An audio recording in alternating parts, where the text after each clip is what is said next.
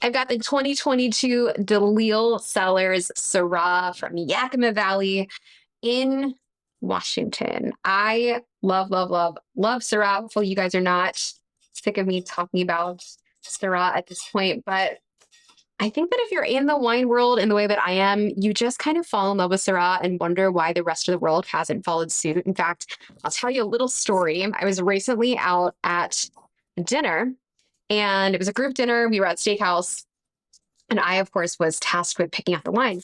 And we were on a little bit of a budget at a steakhouse. It's not an easy thing to do. If you've ever been to a steakhouse and seen the wine list, they're usually a little, So I wasn't going to be heading to the Cabernet section. Unfortunately, usually the Napa Valley Cabs are the places that are the most expensive.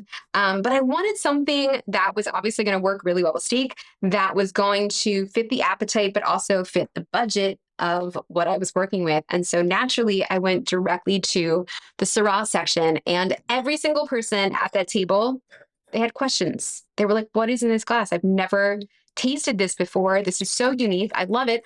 Big Cab fan, love Merlot, love Cabernet Franc, but I've really never had Syrah. And so it was a great conversation starter, but it was also a reminder that more people should be drinking Syrah because it's always a great value on the wine list. And it's always just so stinking delicious, especially when you're having a steak dinner. So let's talk about what's in this specific glass here. This is going to be 97% Syrah. So the synonym for that in Australia, if you're wondering, is Shiraz. It's the same grape.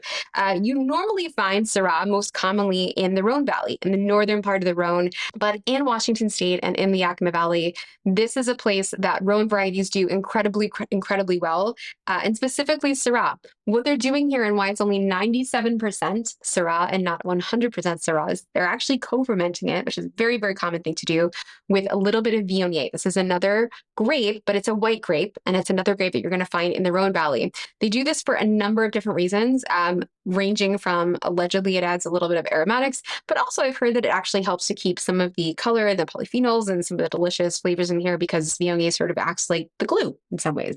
So it's a very common practice. You see it on the back here and you're like, why is this co-fermented with white wine? That's why, very common.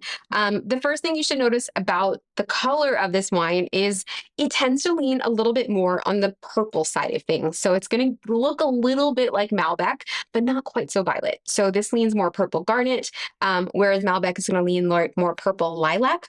So you should definitely notice the color, and that's a dead giveaway for the fact that this is Syrah.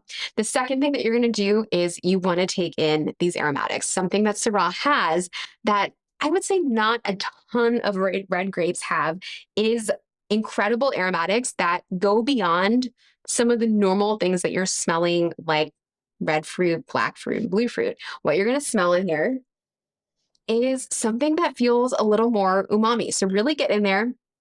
Make sure there's like a slight chill in this, but not too much. So you can follow that 20-20 rule that I love to apply, which is if it's a red wine, you want to put it into the fridge 20 minutes before you're going to serve it. If it's a white wine and it's already in the fridge, you want to pull it 20 minutes before you want to serve it. When you are smelling this wine, make sure you're moving around. There is a lot to take in here. I mentioned those umami things. They're definitely there. But Syrah is always going to give you something that feels a little more black olive. It's going to be like kind of charcuterie. There's going to be some saltiness that feels like black olive, but there's also this kind of like seaweed side of salt thing, something that feels very oceanic as well. And I find that you get more of that side of things from Syrah in Washington State. It can, of course, vary depending on the climate, who's producing it, but this one really is giving me so many different things. You are still getting a ton of fruit here. This is still very much a red, blue, and black fruited wine. There's lots of fruits to choose from here, so don't think that this is like picking up some sort of charcuterie board and shoving it into a glass. It's not. You're getting a lot of other things as well. Let's taste it. I mean, she's got power, right? They call Syrah kind of a cousin more to Pinot Noir because I think there's a lot of elements in here that remind you of Pinot, especially the aromatic side of things. But structurally, it can kind of lean in different directions depending on what the climate is. And again, I think that's very similar to how Pinot is. It's really, really dependent upon whether we're talking about a hot climate, a cool climate, a moderate climate. Here, I think we're talking about more moderate. You're getting all of those great, rich, ripe fruits, but there is something that feels lifted about this wine that's giving you balance. It's giving you something that doesn't feel like, forgive me, a root beer float. And I think when we're talking about Syrah from really warm climates, it can kind of taste like A&W root beer. It can kind of have those flavors that feel a little more candied, a little more like that Dr. Pepper root beer sarsaparilla thing. Here in the Yakima Valley, I think you're getting a wine that feels a little bit more even. It feels a little bit more leaning on the savory side of things, in addition to having all of those delicious fruit elements. I already mentioned steak dinner for Syrah. I think that's a great way to go. But also, if you're having like Mediterranean food, if you're having, specifically like Lebanese food and Syrah are delicious. I love, love, love anything that's lamb, anything like falafel. Those are all really great flavors to pair with your Syrah, I think, especially because there is that sort of olive meaty component. So when I think about what I'm pairing, I'm always thinking about, what's the dish and like, could the flavors of that wine also be in that dish? And that's a great sort of rule to live by. Okay. I'm so pumped about this wine. I hope you love it. It really doesn't need much of a decant, but if you want to let it open up, you absolutely can. Don't give it more than 20 minutes.